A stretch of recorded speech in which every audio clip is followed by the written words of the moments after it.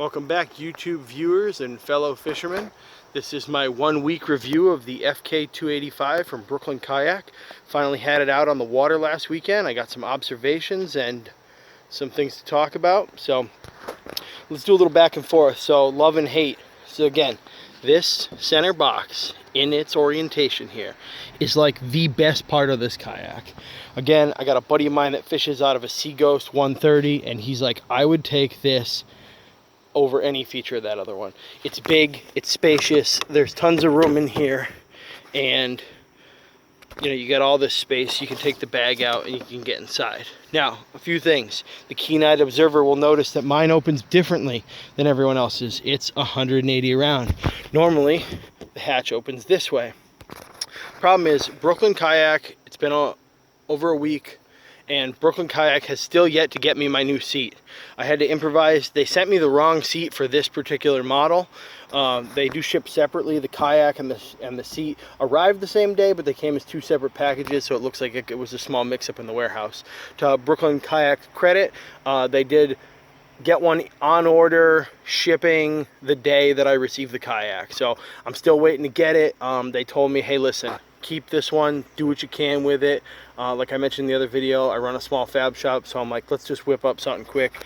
It was trim a little bit off this edge and then make this adapter here to raise the front up to get it to the proper height. That's made out of a piece of 80/20 and some Trex decking. So I was able to get fishing. I had a pretty big fishing trip planned last weekend. Went out and did an entire day, like 12-hour fishing trip with my good friend, and we had some luck, so it was a good time.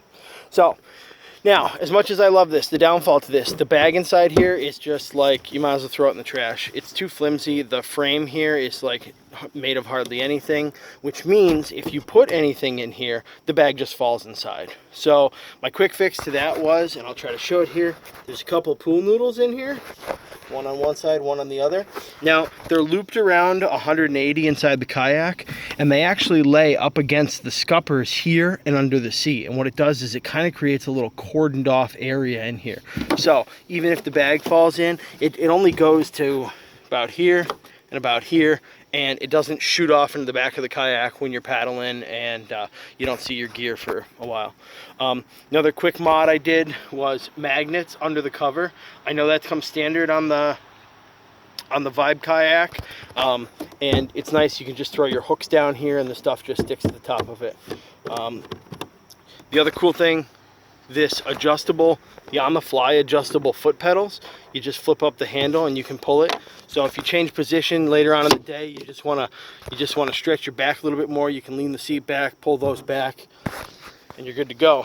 Rod holder worked perfect. The plastic was a little sharp on the edges, looked like nobody deburred any flash off of it, but quick file job took care of that, took off the sharp edges. You know, you don't want to cut your line on anything. Same thing up front. This being a round bag liner, it sits in here much better than the square one or the rectangle one, so I didn't have any issue up here. I originally kept a 5-pound anchor and the facilities bottle up front. So other than that, I mean, I'm pretty happy so far. Let's talk about the paddle. Paddle is, I believe, sub 4 pounds, nice and light, strong, didn't flex. It's got the nice hand protecting plastic membrane on it there, so you know your hands don't get all aluminum oxide and dirtied up. So that, I got nothing bad to say about the paddle. Glad it came with it. Awesome. So let's talk about a couple of things here that aren't so great. I have to say my biggest complaint on this machine is where and how the scuppers are located. So you might be able to see it right about here is the Scum Line. Comes right through the middle of Brooklyn Kayak and tails off the back. So I was very surprised. Now, I'm by no means a super light fella. I weigh about 235, we'll say, with a cooler, gear, maybe another 10 or 15 pounds. So we'll say 250. This kayak's rated for 350 pounds. When I got in it, so I'm 100 pounds lighter than the capacity. When I pulled these scuppers, water came out of here and into the boat. That shouldn't happen. That's not cool. The whole purpose of these is so when you take a good wave over the bow, you can drain out of these. So I'm like, okay, you know what? They're there. Hey, it is what it is. My other kayak sat about a ½ inch below the surface, so you'd occasionally take a, you'd take a roller through there and you'd get a little water. The biggest offender, though, is in here. I was like, oh, I wonder if it's the same plane back here. Nope. You pull this plug, or you run without this plug. Be ready to have 2 to 2.5 inches of water under your seat at all times. It is lower than the plug, and it is below the water line. As a matter of fact, I'm going to try to get some video tomorrow to just see how much weight you can put in this before water comes up through there. So I do a little fishing off Point Judith down in Rhode Island, a little fishing Misquamicut, a little fishing off the Cape. And I'm not necessarily afraid to take this thing out in the water, but I was really hoping to have something that was a little bit more bailing, self-bailing than this. Equally, even the back scuppers, same thing. They're on almost the same plane as the front ones. And I had my life jacket back here with a towel. The towel was wet at the end of the day. We were lazy floating down a river for a bunch of that time. There was no reason water should have gotten in the back here. And it was because I test pulled one of the scuppers. So, another thing, you keen-eyed observers will notice that these scuppers are different than others. These are Ocean Kayak sells a one-way self-bailing scupper. They were like 10 bucks on eBay. I wanted to experiment with them. That way I don't have to worry about, normally if I was going to the ocean, I would just pull all my scuppers and let the water, if it did, rise up and down with wave action. But for more often than not, water goes out. Well, with this kayak, it seems like that's not going to happen. It's going to look like there's going to be water in the boat at all times. So I wanted something that when I do take that wave over, I'm going to be focused on maintaining stability, maintaining my paddling, riding the boat, making sure there's no other waves. I want this thing to bail by itself. So these scuppers have a little rubber flap down here, kind of like you see on like snorkels and stuff. See inside there? And they let it one way out. Now, I was hoping they were going to fit the 1.5 inch scuppers. They don't. The good news is, because I do design engineering and stuff, I 3D printed adapters. I'll have a whole video just on these adapters later on, but it's dual O-ring down here to seal up. You push it up from the bottom because these holes actually have a slight taper to them, probably something with molding. And you push it up and they lock in with these 2 little tabs. And then you take your Ocean Kayak adjustable or self-bailing scupper and just push it right in there. And that should keep this empty as long as the water line is above these plugs.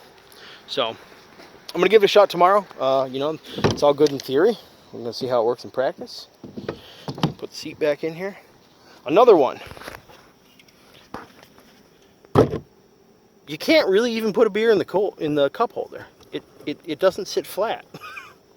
I mean, that's almost like the simplest of things to do is to get this right. So, maybe they're going for the fact that if you jam it in there, it doesn't rock around that easy. But more importantly, I like to see these ready for insulated cups, insulated thermoses, larger cup holder items and all that.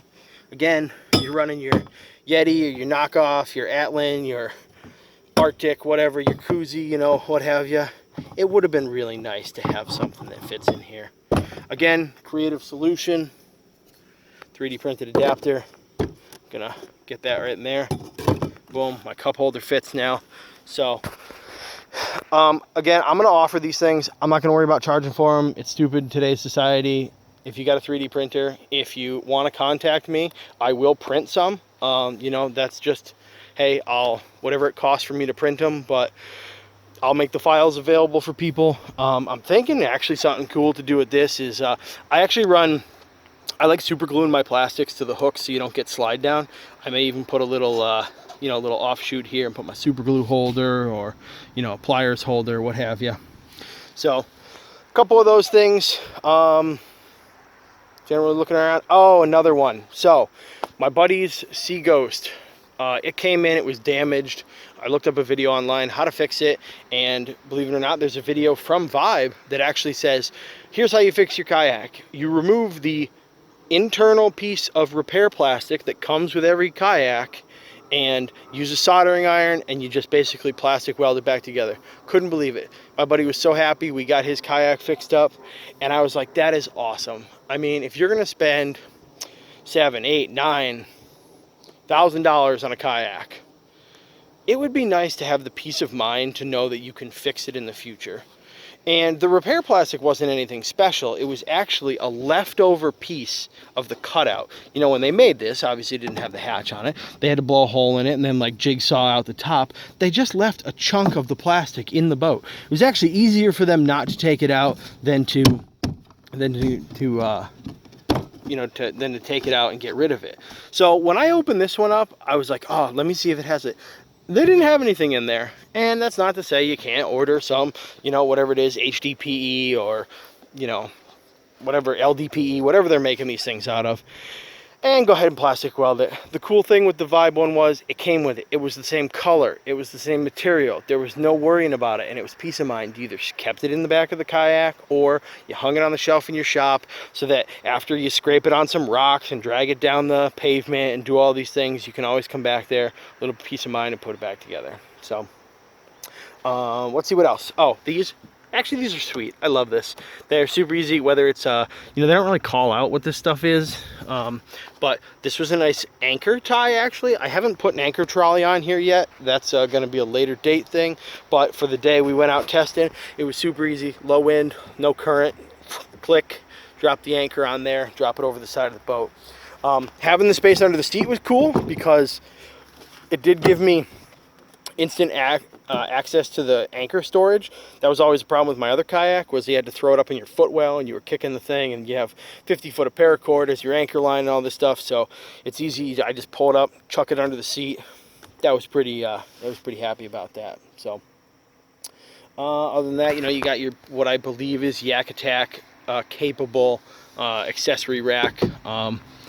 I really didn't have any need for accessories right now. I mean, you got your rod holder, you got your rod holders in the back. You know, I keep a plano right down in the center. That kept me good for fishing. So, another good thing about it, man, this thing tracks straight. I mean, it doesn't track as straight as a 13-foot kayak, but compared to an 8-footer, this is only 9.1.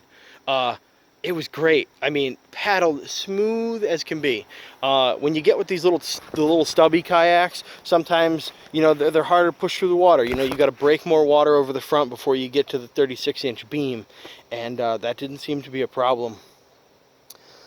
Turning around was nice. Handling was nice. I did stand up in it. I might try to get some video of that. You are pretty far forward. It'd have been nice to stand right over the top of the box area. And that might be a thing in the future where I might try to put some pads in here, but it's unsupported under here. You know, if you look inside, there's nothing here. So, you know, some of you guys that are $150 might be able to stand in there, but I don't want to be beating on it. Here, the scuppers run through, obviously, so that works as a support in this area. It was kind of neat. It held me fine. Standing up was no big deal.